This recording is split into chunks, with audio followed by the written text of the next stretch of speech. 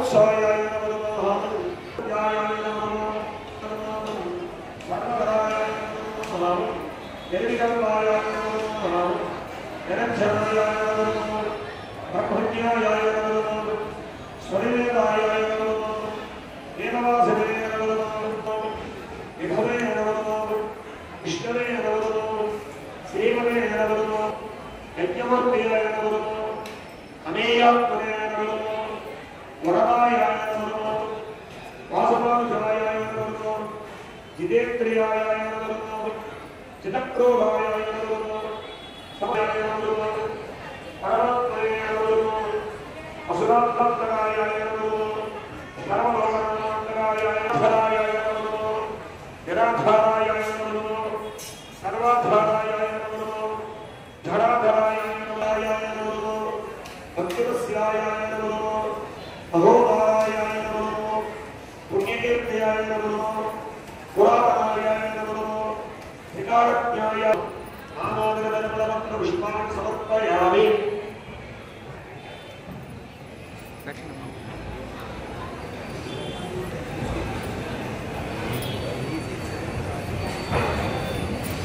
అమ్మా ఇప్పుడు పూజ అయింది, అందరూ ఆత్మదేవిని పెట్టుకోనండి.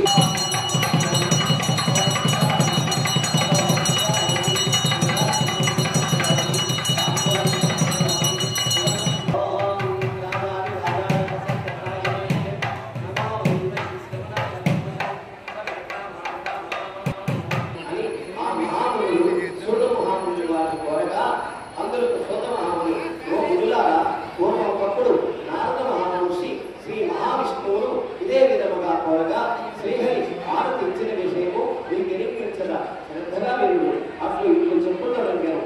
పూర్వం ఒకప్పుడు నారద మహాముని సకల లోకంలో తిరుగుతూ భారతదేశమున భూలోకములకు వచ్చాను. నారద మహాముని భూలోకమున మానవులు పడుతున్న కష్టముల గురించి ఈ విష్ణులోకములకు వెళ్ళను. నారద మహాముని విష్ణులోకములో చతుర్భుజుడు తెల్లని శరీరం ఛాయ గలవాడు శంఖము చక్ర గలవాడు అను శ్రీహరిని చూచి ఇట్లు ప్రార్థించను.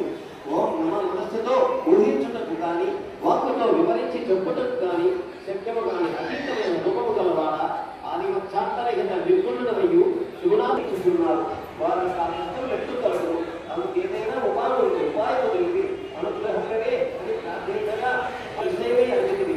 అందరూ ఒక మతము కలదు.